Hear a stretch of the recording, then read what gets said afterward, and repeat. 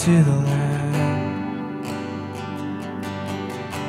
And all who've gone before us, and all who will believe, will sing the song of ages to the Lamb. Come on, let's declare this.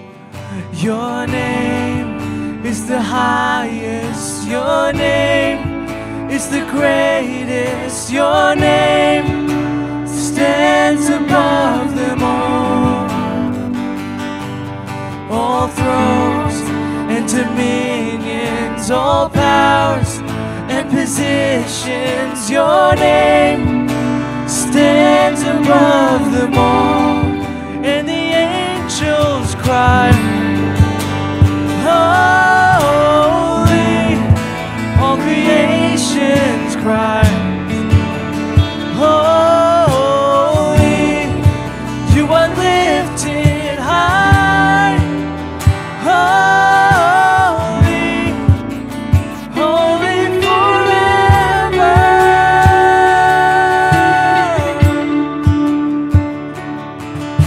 And if you've been forgiven, if you've been redeemed, sing the song forever to the Lamb. And if you walk in freedom, and if you bear His name, sing the song forever to the Lamb. Oh, let's declare it. We'll sing the song forever.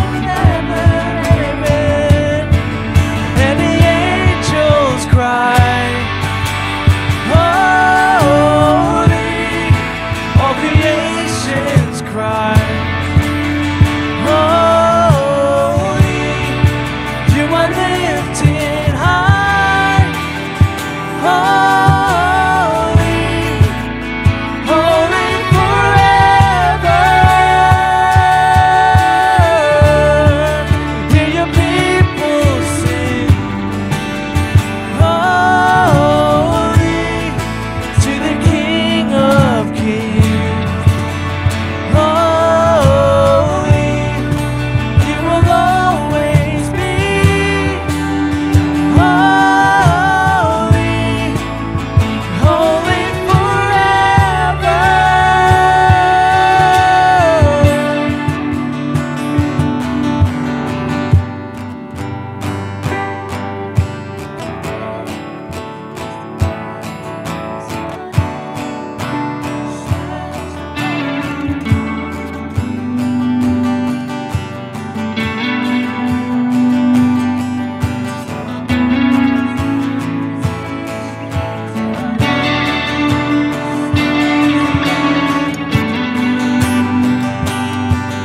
Your name is the highest, your name is the greatest, your name stands above them all.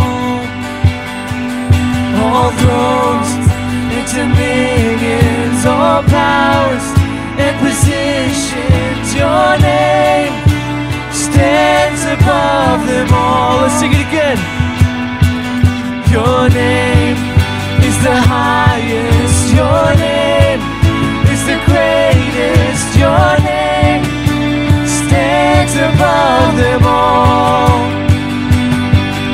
All thrones and dominions, all powers and positions, your name stands above them all. And the angels cry, holy, all creations cry, holy, you are lifted high, holy, holy forever.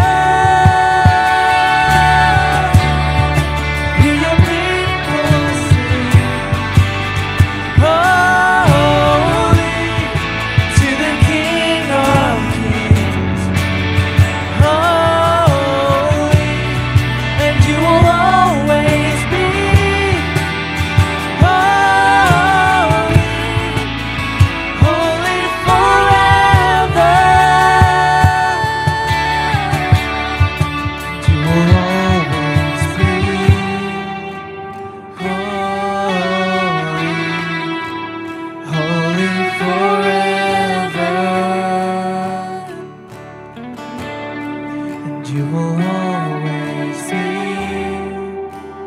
holy, holy forever.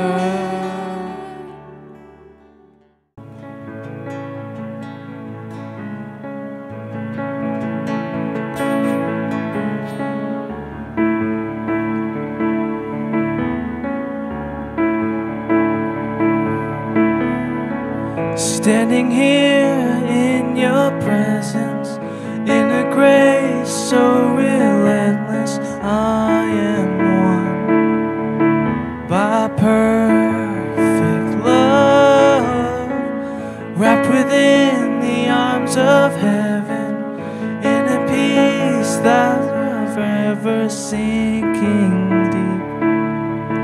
In mercy, see, I'm wide awake, drawing close, stirred by grace, and all my heart is yours. All fear removed, I breathe you in, I lean into your love. Oh, your love.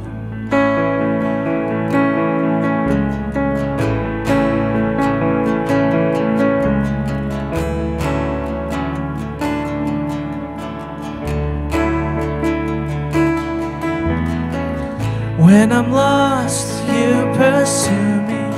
Lift my head to see your glory, Lord of all. So beautiful. Here in you I find shelter, captivated by the splendor of your face. My secret place, I'm wide awake, drawing close, stirred by grace, and all my heart is yours. All fear removed, I breathe you in, I lean into your love. Oh, your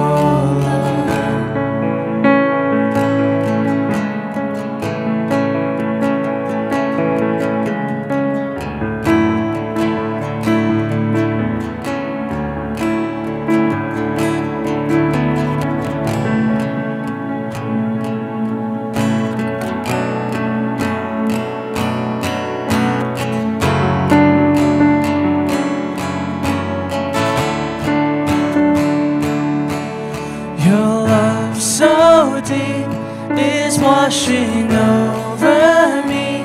Your face is all I seek. You are my everything. Jesus Christ, you are my one desire. Lord, hear my only cry, to know you all my life. Your love so deep is washing over me. Your face is all I seek. You are my everything. Jesus Christ, you are my one desire. Lord, hear my only cry, to know you all my life. I'm wide awake, drawing close, stirred by grace, and all my heart is yours. All fear removed, I breathe you in, I lean into your love. Oh, your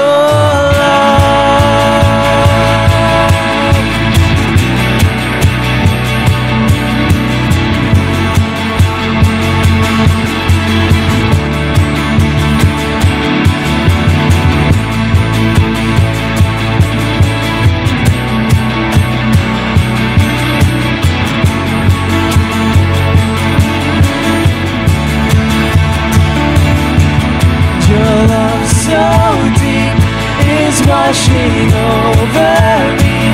Your face is all I see. You are my everything. Jesus Christ, you are my one desire. Lord, hear my only cry to know you all my life. Your love so deep, it's washing over me. Your face is all I see.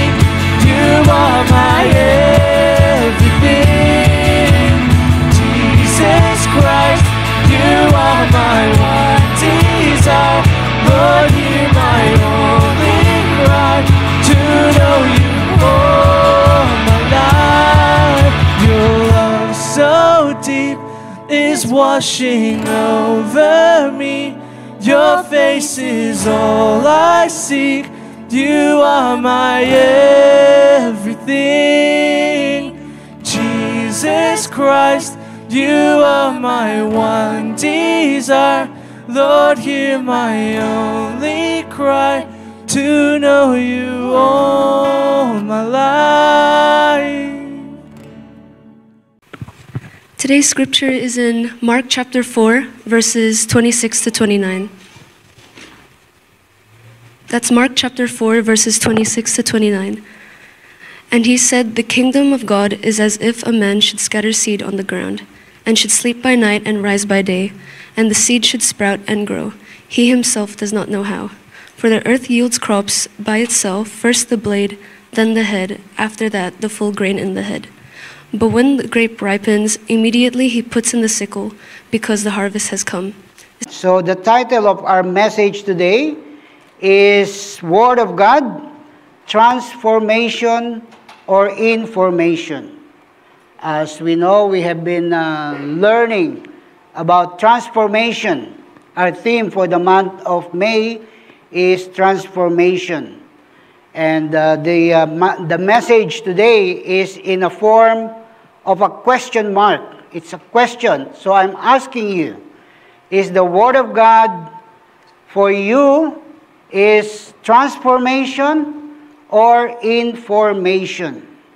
So there's a big difference. So before we soak into our message, let us go back. Let me take you back from what we have learned so far.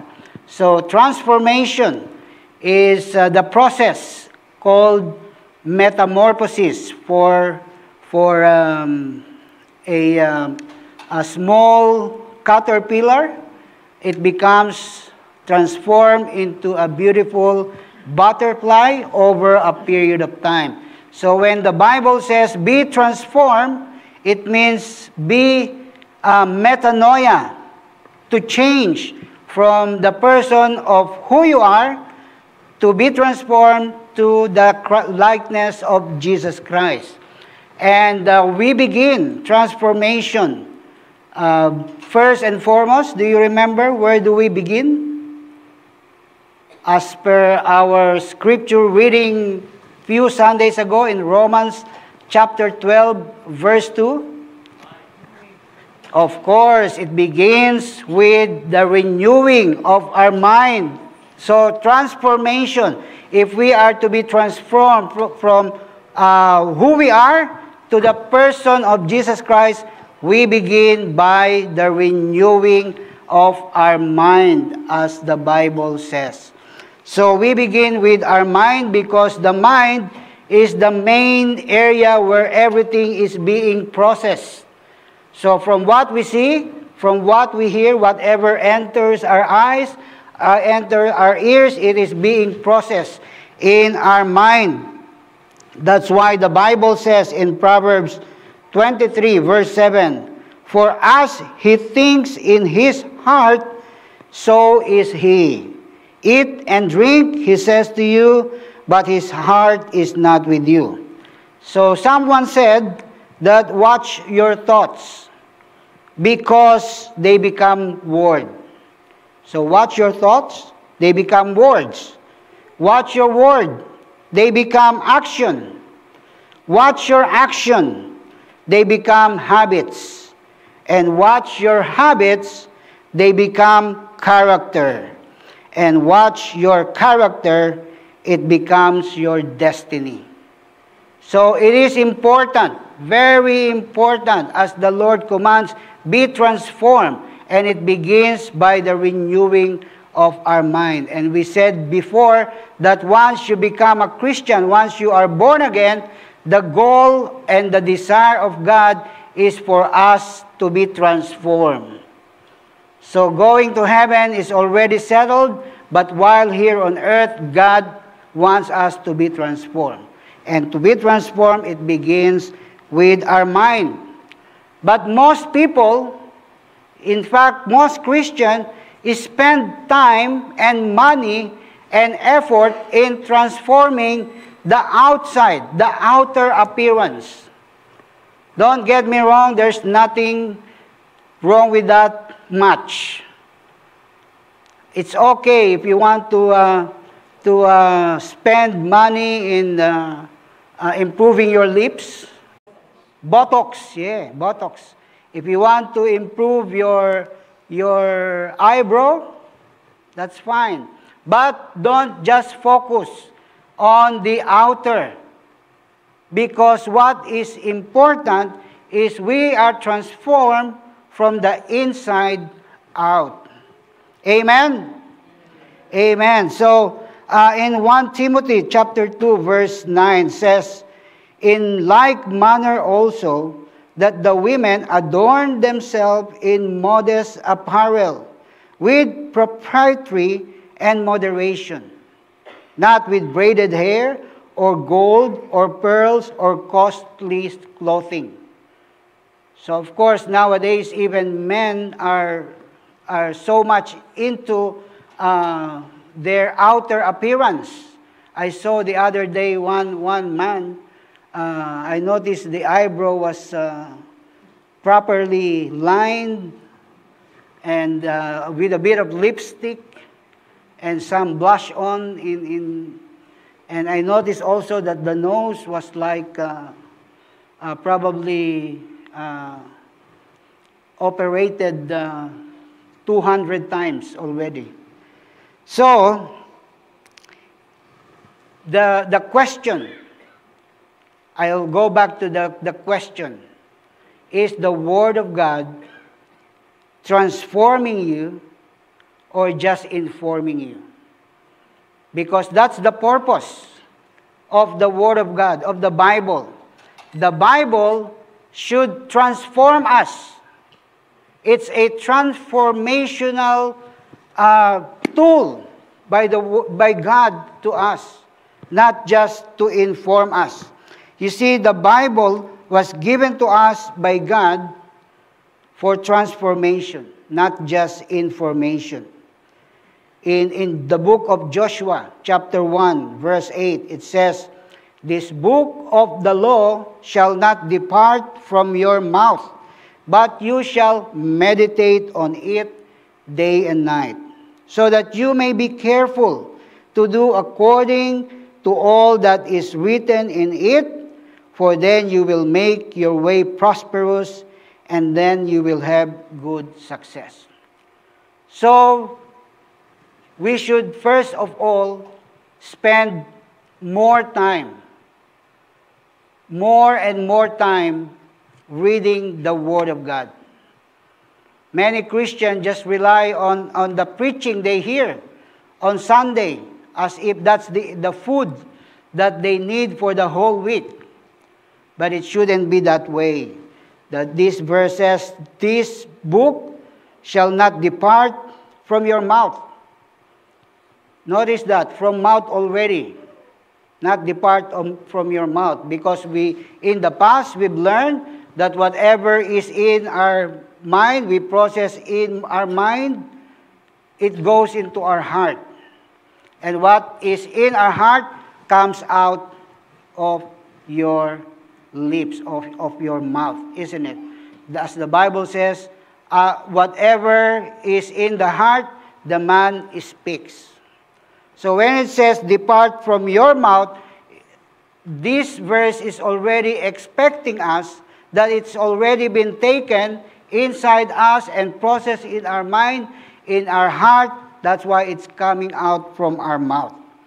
And it says, you shall meditate on it day and night. And be careful to do according to all that is written in it. In 2 Timothy chapter 3, verse 16, it says, all is scripture given by inspiration of God and is profitable for doctrine, for reproof, for correction, for instruction in righteousness. So that's how important the Bible it is to our life, to our life's journey, to our spiritual journey. In Hebrews chapter 4, verse 12, it says, for the word of God is living and powerful and sharper than any two-edged sword, piercing even to the division of soul and spirit, and of joints and marrow, and is a discerner of the thoughts and intents of the heart. Matthew 4:4 says, he answered and said, it is written, man shall not live by bread alone, but by every word that proceeds from the mouth of God. James 1:23 and 25 says, for if anyone is hearer of the word and not a doer, he is like a man observing his natural face in a mirror, for he observes himself, goes away, and immediately forget what kind of man he was. But he who looks into the perfect law of liberty and continues in it, and is not forgetful hearer, but a doer of the work, this one will be blessed in what he does. You know, someone asked me before, Pastor Tim, how do you interpret the Bible? It's hard to understand. How do you interpret it? I said to that person, no, don't interpret the Bible. Let the Bible interpret you. Because if you keep read the Bible, whether you understand it or not, just pray because the Holy Spirit will make you understand. And it will transform you. Those dirty things in your mind will slowly disappear because it will be replaced by the living Word of God. Those dirty things in your heart will be replaced by the living Word of God. So keep reading the Bible. Read the Facebook, read Instagram, it's up to you. But of course, include the Bible. First thing in the morning, what we do? What's the latest in FB?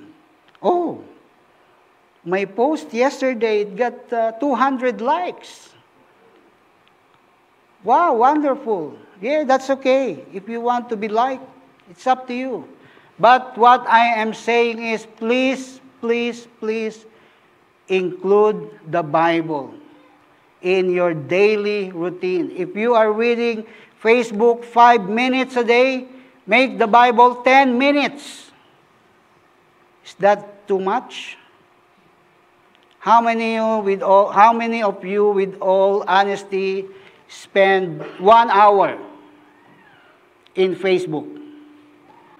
Now then, you have to spend 2 hours reading the Bible.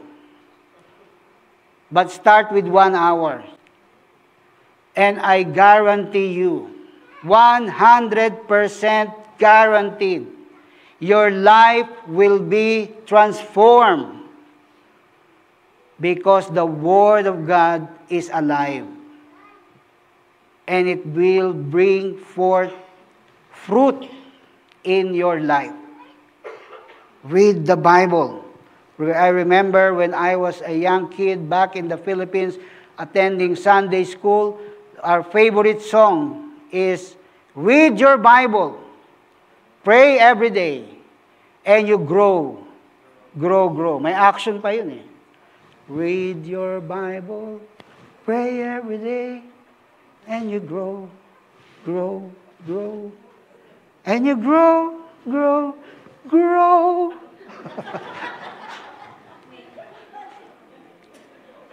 I misunderstood that song actually. I thought I was going to grow in height. But nevertheless, I grew spiritually. I grew with my love to God. I grew with my love to the ministry. I grew with the love of my fellow Christian. How's that? Just spending time every day reading the Bible. It will transform you. It's the purpose of the Bible is for transformation, not just information. Because if it's just information, then you are not getting. I feel sorry for you because you are not getting the most of what it is meant to be. Because the Bible is the source of our faith. You want your faith to be transformed from little faith to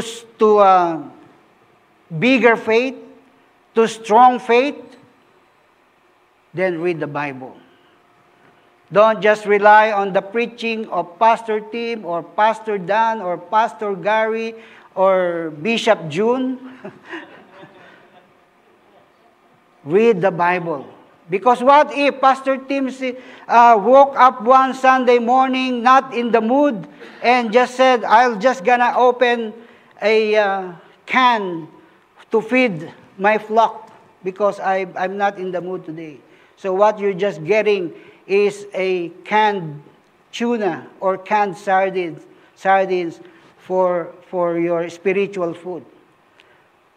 So you have to feed yourself more than on top of the messages that you're hearing, because it is the source of faith.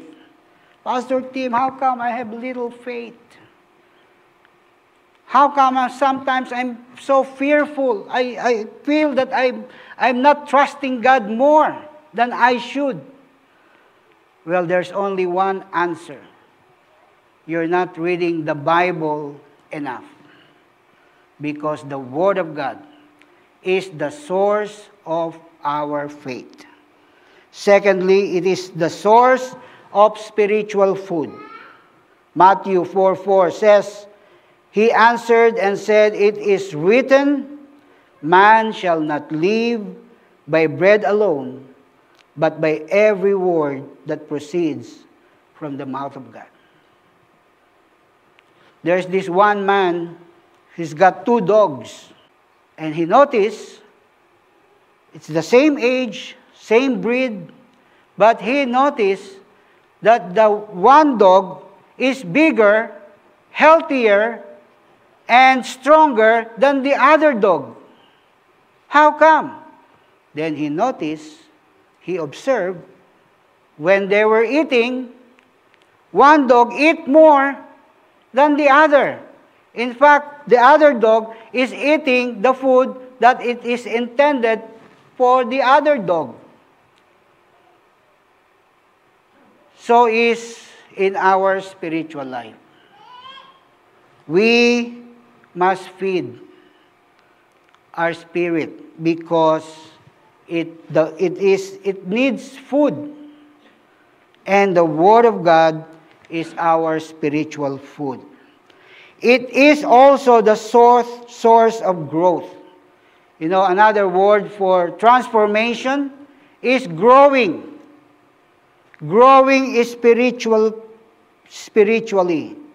1 Peter chapter 2 verse 2 says, As newborn babes desire the pure milk of the Word, that you may grow hereby. We should be growing. Growing in our love, in our faith, in our commitment, in everything, whatever we are last year should have grown this year. Whatever it was yesterday, it should have grown today.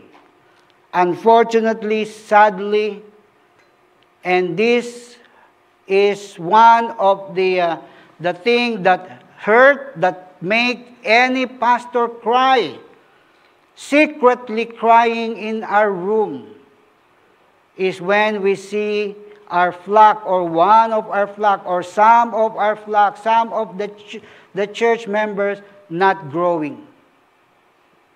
Pastor Tim, you mean to say that some of us are not growing? Secret. I'm not gonna say. Well, I know, but I'm not gonna say.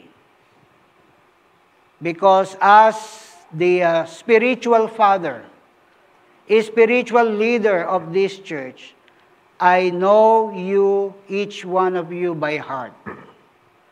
Do you believe that? I know you inside out. I might not know everything that's happening to you, but I know you. That's one of the gifts that God has given to every senior, serious, genuine pastor, to know their flock. And I know somehow each one's level. But don't worry, I treat everyone the same. Do you notice? I don't have favorite. You know, as you have already know, I pray for each one of you every day. Someone said, is it by alphabet order, Pastor, or by height, or by age? Doesn't matter, but that's my guarantee to you. I pray for each one of you every day. And one of my prayer is that, Lord, I pray that this brother, this sister of mine will be changed from who his original person when he was born again to the likeness of Christ. That's the greatest joy of each pastor. And the greatest tears is when we see the person still like a baby. Instead of childlike, that person is childish. There's a big difference between childlike, because the Bible says be like a child, or be childlike, but not childish. So, Pastor, how will I grow spiritually? How can I be growing from who I was to who I should be? The Bible. The Bible. Read the Bible. Pray every day. And you'll grow. Grow. Grow. So in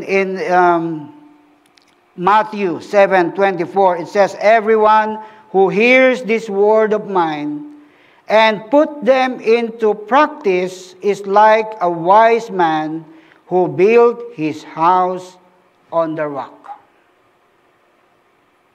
The wise man's house stayed strong through the storm. But then Jesus spoke about someone else. In verse 26 of Matthew 7 says, everyone who hears this word of mine and does not put them into practice is like a foolish man who built his house on sand. So we probably knows the story of this in the Bible. Someone built a house on top of the sun, and someone built a house on top of a solid rock. And then a strong wind, a strong rain, a storm came. And of course, what do you expect? The house built on the solid rock stands still. It endures the storm of life.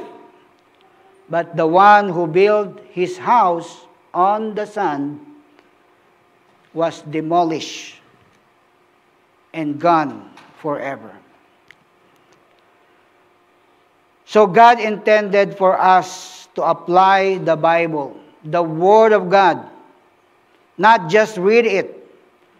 So when you read God's Word but don't apply it, the foundation of your life may crumble.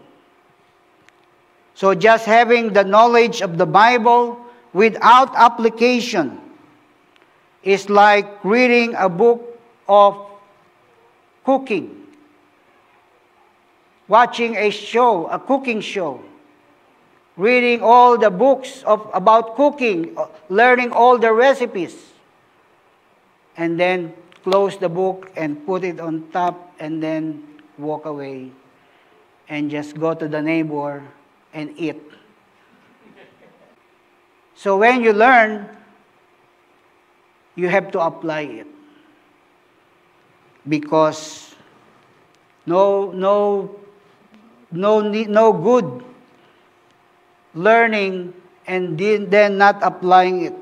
So we must read the Bible. But if we read it only because it's our duty, the Bible becomes dry and lifeless. You know, the Bible is God's love letter to us. Let's read it because we want to know the love of God. Amen? What more for the Bible? It is God's love letter to us. And if you want to know the love of God, and if you want to know God more and more, then you have to read the Bible more and more. So, I hope and pray that all of us will truly believe that the Word of God are transformative. They have saved me from sin and gave me eternal life. And I believe this is just the beginning of the work. In Isaiah chapter 55, verse 6 to 11, it says, "Seek the Lord while he may be found. Call upon him while he is near. Let the wicked forsake his way, and the unrighteous man his thoughts. Let him return to the Lord, and he will have mercy on him, and to our God, for he will abundantly pardon. For my thoughts are not your thoughts, nor your ways my ways, says the Lord.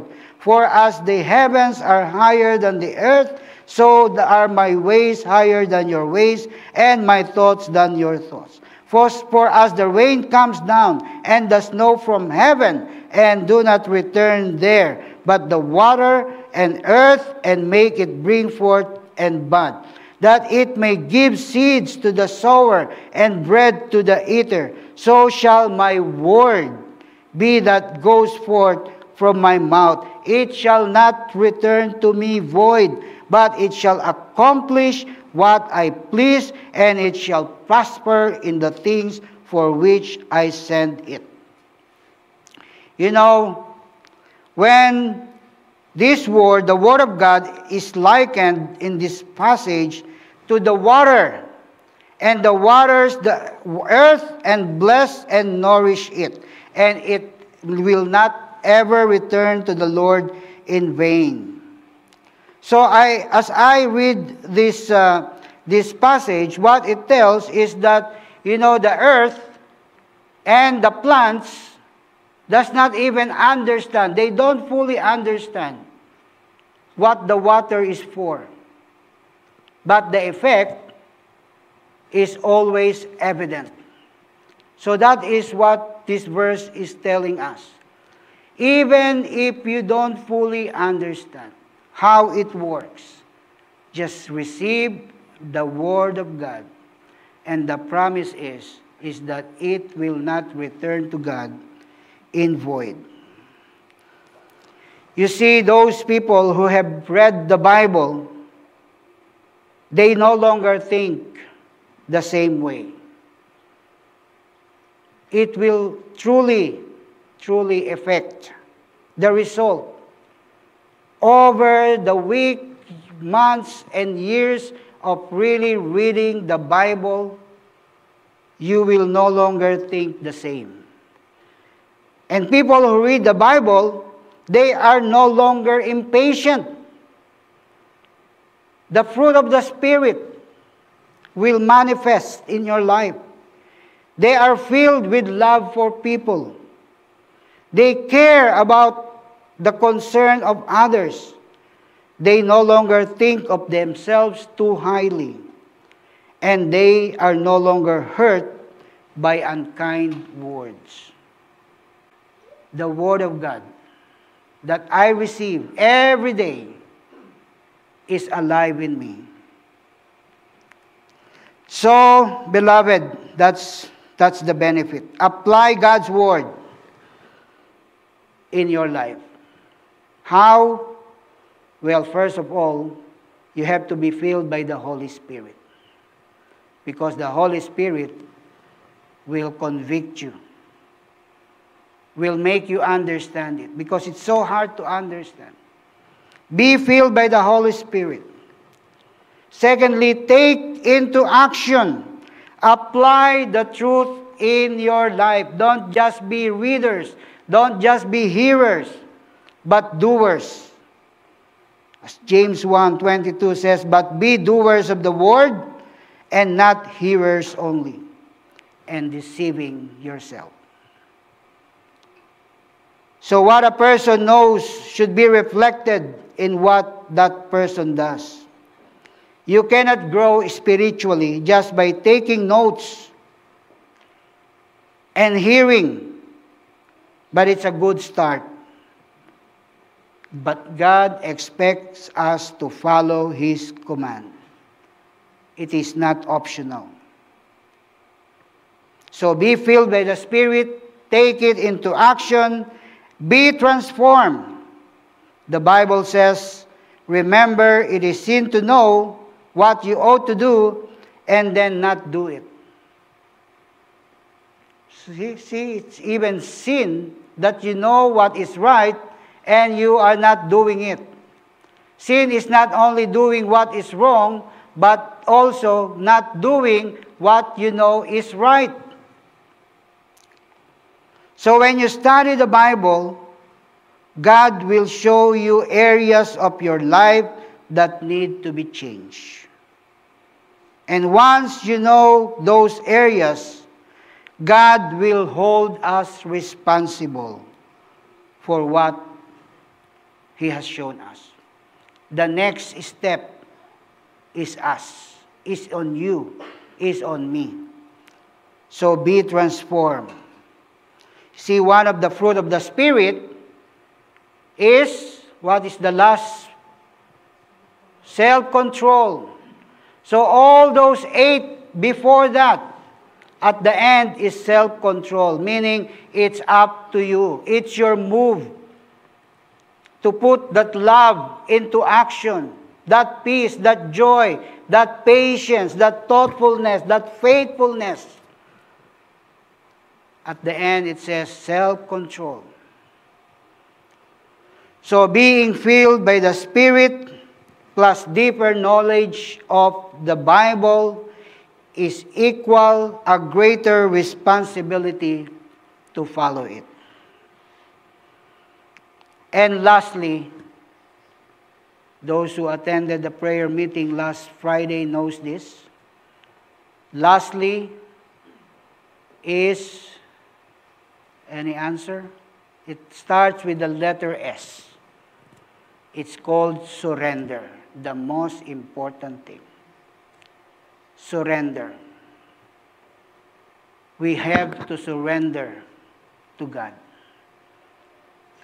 If we are to be transformed, if we are to renew our mind, if what is processed in our mind goes into our heart and comes out in our mouth, if we are to make sense of this verse, of the challenge to us to be transformed by the renewing of our mind.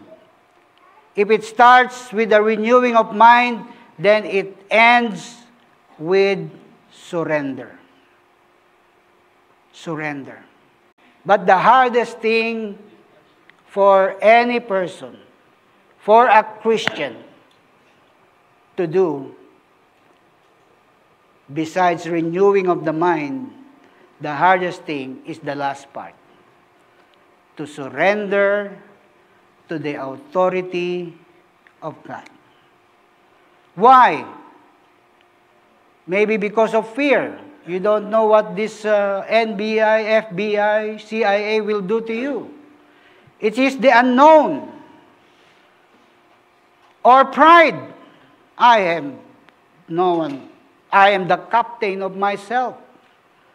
No one else tells me what to do but myself. But you see, we are probably missing the last part of transformation. It may begin by the renewing of mind, but it should conclude. It should end in the word, in the action of surrender. Raising our hand with a white handkerchief, telling God, Lord, I surrender. Everything to you. From today, Lord, I am the clay and you are the potter. Make me, mold me, and make me just like your Son, Jesus Christ. It may not take overnight, it will take a lifetime, but yes, Lord, here I am. I surrender. I surrender to your will. Change me and mold me, just like the clay talking to the potter. Are you willing to surrender everything to the Lord so that the Lord can continue the process of transformation for you and for us? Let us pray. Heavenly Father, we thank you for your word that is alive, the word that we receive, the water that brings life to every plant, every tree, every beautiful flowers. The water is your word. We may not fully understand it, Lord, but allow the Holy Spirit to work in us. And I surrender, Lord. We surrender. And I pray, Lord, that it will be the same prayer of every person in this building, every person joining us in online today, every person who will hear this word, this message, will pray that word, pray that prayer. I surrender, because I want the Word of God to transform me, not just inform me. In Jesus' name we pray. Amen and amen.